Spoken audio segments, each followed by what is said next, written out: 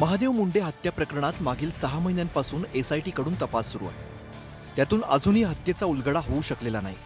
मात्र हत्या प्रकरणाचे धागेदोरे हाती लागण्याची चिन्ह दिसत आहेत. नार्को टेस्ट आणि ब्रेन मॅपिंगमुळे तपासाला दिशा मिळू शकते.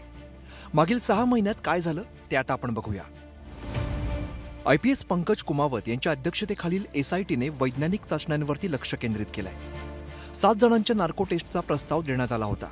त्यापैकी एका संशयिताला वैद्यकीय कारणामुळे वगळण्यात आलंय, तर 6 जणांच्या चाचण्यांना परवानगी देण्यात आली आहे. यापूर्वी 3घांची नार्को टेस्ट पूर्ण झाली, तर उर्वरित 3घांपैकी 2घांची नार्को टेस्ट आणि एकाची ब्रेन मॅपिंग करण्यात येणार आहे. 12 जणांच्या मानसशास्त्रीय तपासण्या देखील पूर्ण झाल्या. यात कराडच्या बंगल्यावर काम करणारे दोघे आणि त्याचा मित्र असल्याची माहिती समोर येते.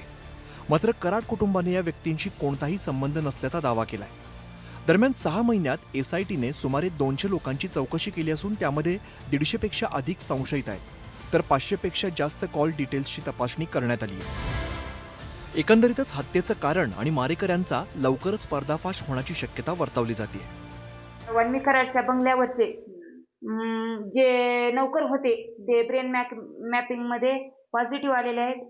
आता त्यांची म्हणजे नार्को आहे, त्यात मुख्य म्हणजे गोट्या गीते हा फरार आहे, जशी एसआयटी लागलेली आहे तसं. मग अजून तर आरोपी ब्रेन मॅपिंग मध्ये पॉझिटिव्ह आले, पण नार्को मध्ये त्यांनी कसा हा म्हणजे मर्डर घडून आणला आणि कशा पद्धतीने त्यांनी म्हणजे माझ्या नवऱ्याला अडवून हे केलं ते सगळं समोर येईल.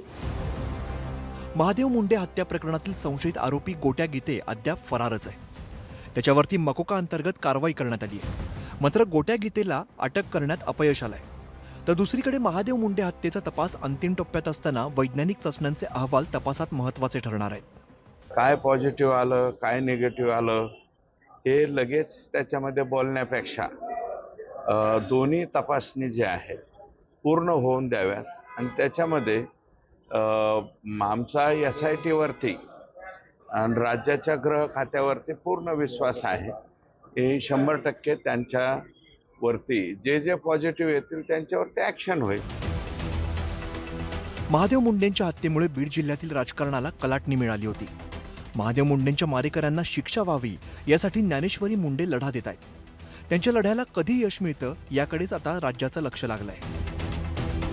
सुरेश जाधव, न्यूज 18 मराठी, बीड.